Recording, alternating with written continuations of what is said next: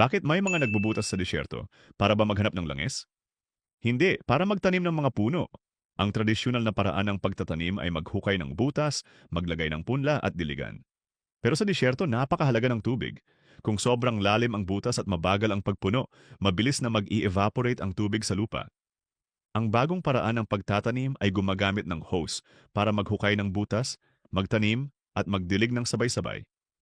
Ang butas ay humigit kumulang 1 metro ang lalim at medyo mas malapad kaysa sa punla.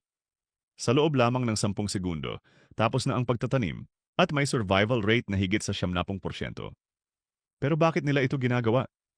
Ang disyertong ito ang ikapitong pinakamalaki sa China at 600 kilometro ang layo mula Beijing. Taon-taon, nagdadala ng buhangin ang disyerto patungo sa paligid ng Beijing na nagdudulot ng malalaking sandstorm.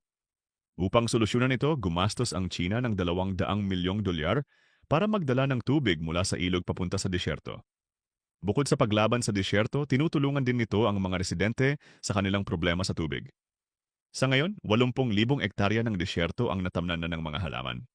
Isang kahangahangang hakbang upang gawing mas tirahan ang tigang na lugar.